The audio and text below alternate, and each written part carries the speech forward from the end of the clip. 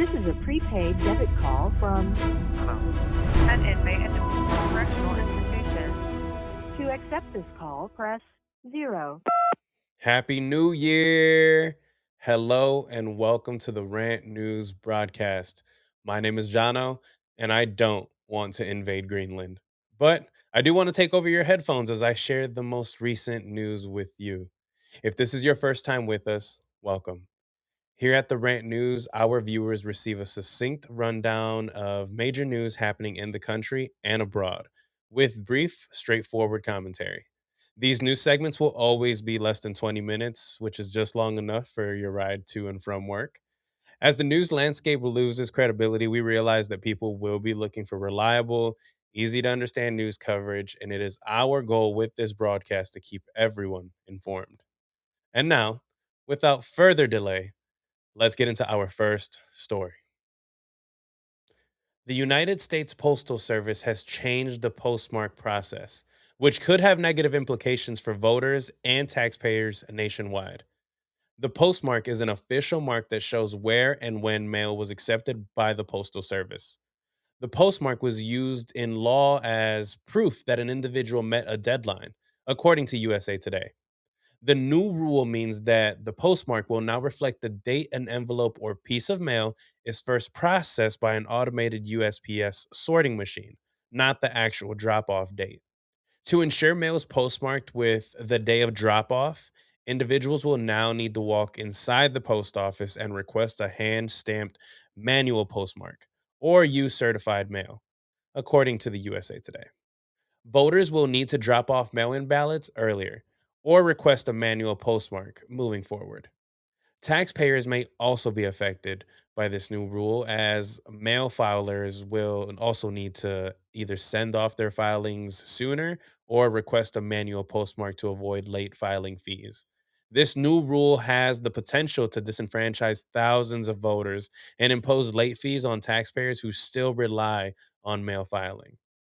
The new USPS rule is just one of the federal level changes we will be watching as we move on to this next story.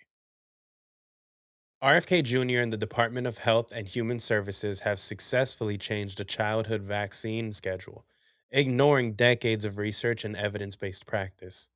According to Politico, the immunization schedule employed by the United States has been whittled down by about a third to 11 shots from 18 in 2024. According to the Department of HHS, the new vaccine schedule more closely mirrors that of other developed European nations, most notably Denmark. These other nations generally have smaller populations than the United States and universal healthcare. NBC News reports that there was an incredible lack of transparency behind the new vaccine schedule, as stated by Ivan Maldonado, a professor of global health and infectious disease at Stanford University.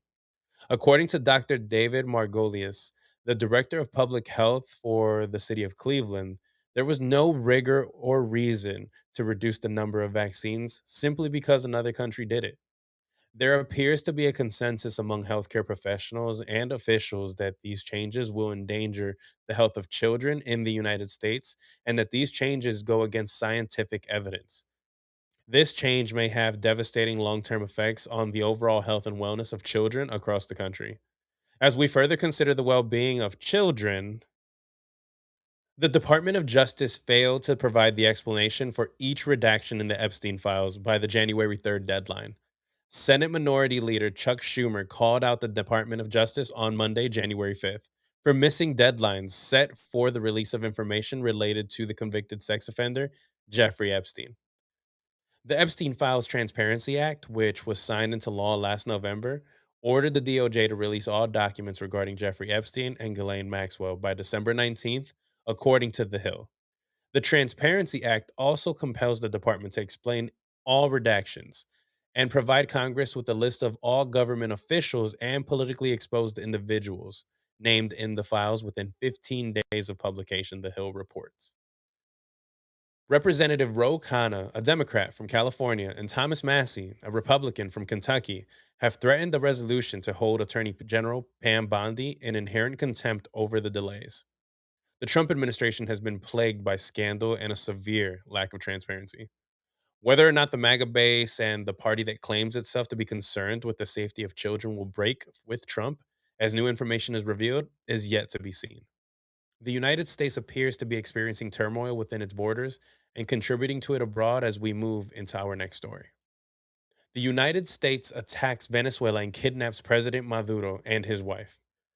This is a direct undermining of the sovereignty of Venezuela, as the US not only forcibly removes Maduro, but claims it will also run Venezuela during this transition. The Trump administration has previously made it known that they want to see Maduro removed from power, and they were willing to use force to do so, according to the Times. According to CNBC, Trump has made it clear that U.S. investment in Venezuela's oil sector is a central objective of the military action in Venezuela. President Trump said Venezuela will turn over millions of barrels of sanctioned oil, with shipments continuing indefinitely, CNBC reports. According to CNN, Venezuela's interior minister said that at least 100 people were killed in the U.S. attack to seize President Maduro. Additionally, the U.S. seized a Russian flagged tanker despite concerns that it would increase tensions with Russia and China, according to CNN. Along the same vein as actions in Venezuela, President Trump is discussing a range of options to acquire Greenland, and according to CNN, using the U.S. military is not off the table. It appears this administration is not above engaging in military action and destabilization of other nations in order to take their resources. Much of the nation will be waiting to see if the United States will be engaging in more long resource heavy foreign wars, despite previous claims of the Republican Party that they have no wish to engage in more forever wars. The United States is engaging in imperialism around the world. Other countries appear to be looking at the United States example as we get to our last story. The Japanese government has approved a massive defense spending budget in a push to strengthen their military as tensions in the Pacific rise. China has banned exports of dual use items to Japan due to a remark by Japanese Prime Minister Sanai Takaichi about Taiwan, according to CNBC. Dual use items are goods or technologies that have both civilian and military applications. The tensions between the two nations have escalated since Prime Minister Takaichi said a Chinese attack on Taiwan could be deemed an existential threat to Japan, according to CNBC. Exports of such items for any purposes that contribute to Japan's military strength are banned, effective immediately, according to the statement by Chinese officials. CNBC reports that individuals from any country or region who violate the ban will be held legally liable. Japanese Foreign Ministry head of Asia Oceanian Affairs said a measure that exclusively targets Japan deviates from international practice and has demanded the comments be retracted, reports the Associated Press. With global unrest and tensions within and outside of many global superpowers growing, many civilians will simply have to wait and see where the chips fall as governments and people with power continue to take liberties with the lives and well being of others. That wraps up our main stories as we move on to the watch list. First on the watch list is in Minneapolis. Minneapolis woman killed by ICE agent, and civil unrest grows in cities with ICE presence across the country. Something to keep an eye on, especially as we dive into our second watch list story. Authorities are investigating a different shooting, this time in Oregon, by a Border Patrol agent that wounded two people.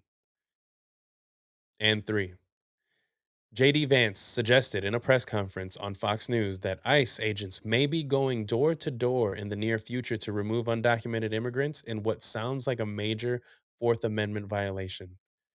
We will keep watching these stories and more and give you the updates as they come. Thank you for tuning into this news broadcast. You can find the Rant Network on Twitch, YouTube, Spotify, and Apple Podcasts.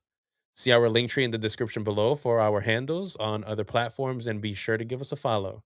And remember, even if you don't like what we're doing here, tell your enemies. Maybe they'll give us a follow. This has been a verified Rant News broadcast. And with that, Rant out.